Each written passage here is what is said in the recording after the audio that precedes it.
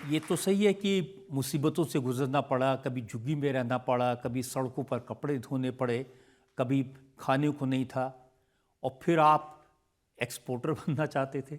साहब आप मैं सोचते थे मैं बना भी एक्सपोर्टर। हैम्बर्ग एक शहर है जर्मनी में, हैम्बर्ग में भेजता था। और यहाँ पे जो मदर टेरेसा साड़ी है, वुडन हैंड ब्लॉक प्रिंटिंग के होते हैं, तो वो सब हम हैंडीक्राफ्ट्स होते हैं, थोड़े आर्टिफैक्ट्स होते हैं, टेबल लैंप्स होते हैं, वो वॉल हैंगिंग्स होते हैं, वो तो ये सब हम राजस्थान, जोधपुर, जयपुर और हमारे यहाँ भी लाल किला और सुंदरनगर, इन जगहों में इसके डीलर थे, इनसे हम कलेक्ट करते थे और भिजवाता था। तो मेरा बड़ा सही चल गया जुगाड़बाजी। अब हुआ क्या साहब, वो फिर एक हमारा शिपमेंट लास्ट में जब हमने ये एडवांस दे के और हम थोड़ा मन सोचने लगे कि अब बिल्कुल सेट चल रही है गाड़ी, अब मैं बन गया हूँ कामयाब। और अब मैंने एडवांस भी दे दिया नोएडा में, अट्टा पीर के पास, मुझे याद है वो जगह का नाम लोगों ने लिया था तब। लेकिन कहते हैं कि कश्तियाँ लाख नज़दीक साहिल सही, पर खुदा फिर कोई चाल चल जाएगा। तूने मखमूर नज़रों से देखा तो है, क्या करोगे अगर दिल मचल जाएगा। तो वो हुआ, जो भी जिस कार्य में विफल होता है वो उस कार्य को ही खोल लेता है। जैसे जिसका अपना घर ना हो वो प्रॉपर्टी डीलर बनता है,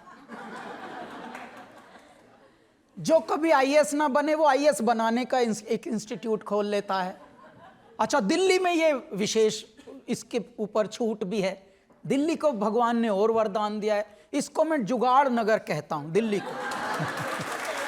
तो यहाँ बहुत जुगाड़।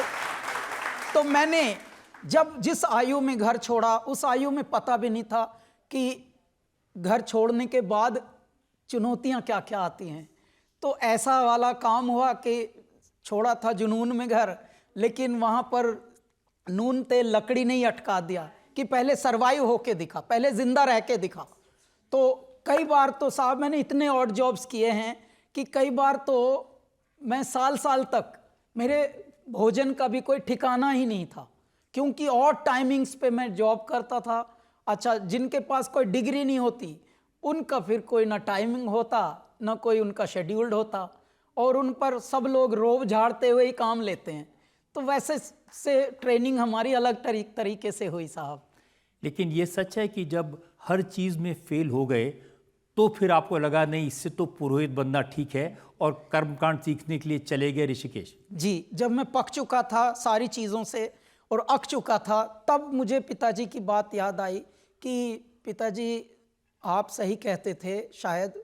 और एक महात्मा जी पिताजी के मित्र ही मिले सफदरजंग एन्क्लेव में, आश्रम अभी भी है उनका। तो वो उन्होंने बताया कि चलो तुम मेरे साथ चलो परमार्थ निकेतन ऋषिकेश में और वहीं सीखना। स्वामी परिपूर्णानंद जी थे। तो ये कर्मकांड सीखना, 6 साल में तुम पुरोहित हो जाओगे, तुमको कहीं मैं भेज दूंगा, चाहे मॉरिशस या कहीं, 1-2 जगह का नाम लिया, सिंगापुर या मॉरिशस। तो मुझे अचानक लगा हर चीज़ में तो विफल हुआ ही हूँ, अब क्या पता कर्मकांड सीख के पंडित बन के, क्या पता विदेश में जाके पंडित बनेंगे, तो इसमें पिताजी जैसे 100-150 रुपया नहीं कमाएंगे दिन के, कुछ अच्छी इनकम होगी। तो चलो कोई नहीं, लौट के बुद्धू घर को आ गए। तो वैसा हुआ साहब। लेकिन फिर क्या है कि करणहार करतार जो भी हैं, चले खूब तुरप की चाल लगा के रंगों का ताता, रचना के रचनाकार का खेला समझ नहीं आता। कुछ ऐसे खेल रचते हैं कि वहां भी ऋषिकेश में भी जब हम कर्मकांड सीख रहे थे, तो उस वक्त हमारे जो साथी थे, हमारे क्लासमेट्स कहें जिनको, वो हमसे 7-7, 8-8, 9-9 साल छोटे। अब हम 21 टाइप के हो गए हैं, 12-13 की आयु से निकले, धक्के खाए ये यहाँ वहाँ, अब हम 21 के होके पंडित बनने गए हैं। अच्छा, हमारे जो साथी हैं वो 13-14 साल वाले हैं। तो थोड़ा वहाँ कॉम्प्लेक्स मन में आया, यार अब मैं ये कर रहा हूँ, भगवान मैं क्या, हर जगह मैं विफल होता हूँ, दाता अब मेरी यहाँ परीक्षा लेने भेज दिया आपने।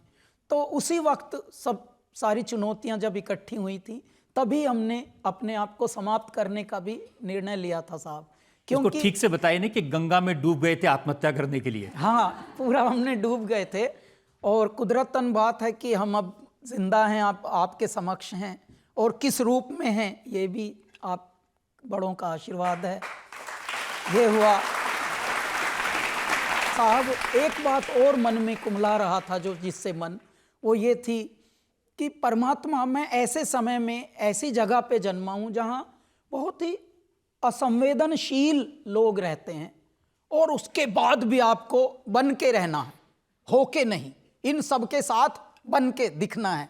जैसे आप सब मिलेंगे किसी से भी तो पहला प्रश्न सब मनुष्य करते हैं मशीन की तरह, हाउ आर यू, कैसे हैं आप, सब ठीक है कुछ लेनी देनी नहीं है। अच्छा, जो बेचारा सामने वाला है भले वो अपने में हो, लेकिन अचानक उसको अब उस मशीन की तरह ही होना पड़ेगा, जी मैं बहुत अच्छा हूं, जबकि पता लगा सुबह से फ्रेश भी नहीं हुआ। कई बार ऐसी समस्या होती है, लेकिन उसको भी वो बनना पड़ेगा जो बना रहा है। अच्छा, यही कोई बना रहा है, कोई बन रहा है, कोई है नहीं। नहर बनती है, नदी होती है, हम सब नदी होते हैं, हम सब समुद्र होते हैं, हम सब पर्वत होते हैं, हम सब नैसर्गिक होते हैं, परंतु हमारा अभ्यास जो होता है वो 90% नकली बन बन के निकल लेते हैं हम। ये है सच्चाई। तो इस ऐसी कौतूहल से, ऐसे बहुत ही किंकर्तव्य विमूढ़ मन से मेरे मन में एक दिन आया कि क्यों ना मैं जीवन की लीला ही समाप्त कर दूं। मेरे दाता, शायद मैं गलत जगह पैदा हुआ हूं, गलत समय पे पैदा हुआ हूं।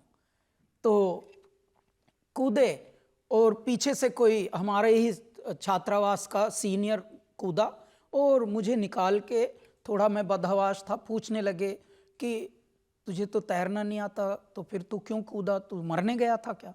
मेरे मुख से निकला, हाँ मरने गया। एक दिया मुझे रसीद तगड़ा। तो मैं पूरा 24 घंटे तक रजत जी रूम से बाहर नहीं निकला, ये सोच के कि मेरे दाता मैं यहाँ भी विफल हुआ। मैं जो भी कृत्य करता हूँ, जो भी करता हूँ, मैं विफल होता हूँ। I am a prodigy of failures.